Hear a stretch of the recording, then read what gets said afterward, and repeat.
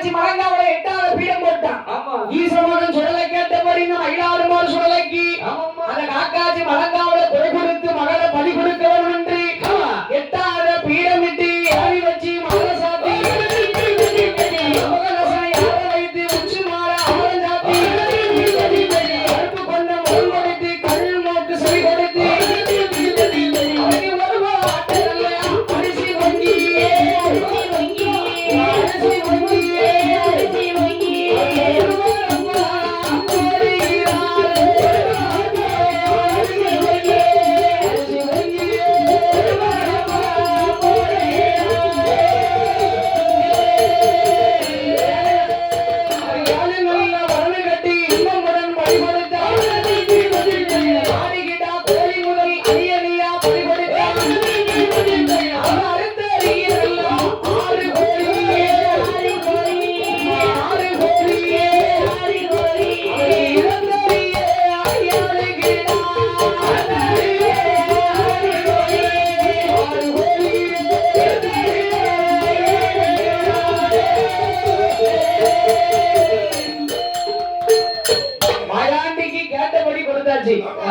ஏழாவது பலனு வெறும் பலனா இருக்கு.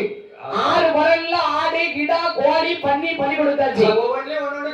7வது பலன்ல மக மாமிசைக்கு அழைக்க வர மாந்திரவாதி வீட்டுக்கு வந்தான்.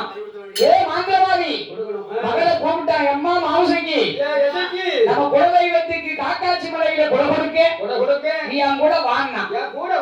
அப்பா நான் வரமாட்டேன், நான் 9 மாத சூடி தலப்புள்ள சூடி தாளம்பூ வாட நான் வரமாட்டேன் பாருங்க.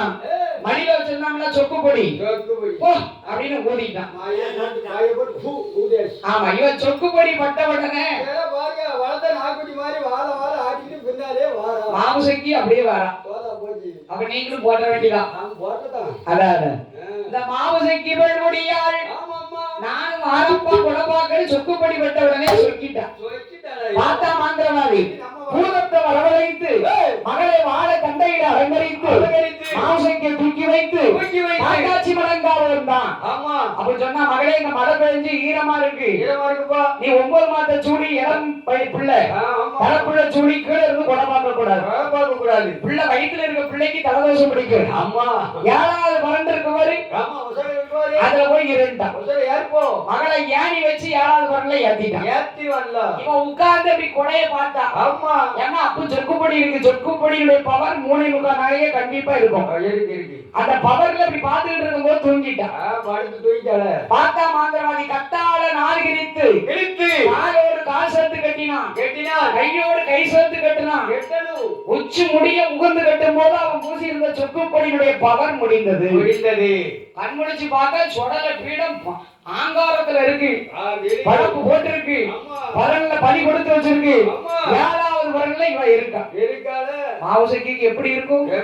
அங்கமெல்லாம் பலரு ஒரு ஆளு கிடையாது. காவுக்குள்ள எப்படி இருப்பான்? தாப்ப மட்டும் இப்படி நிக்கான். பேய் முகத்தோடு என் பேயாண்டி பீடத்தை பார்த்தா 9 மாத சூடி பதறுதான். ஏ என் அகப்பா சண்டாள ஈனசாதி பெருமுறையா 9 மாத சூடி என்றும் பாராமல் என்ன அழைத்து வந்து இந்த அத்துவான காக்காச்சி மலங்காவிலே என குறை செய்ய துணிந்து விட்டாயடா.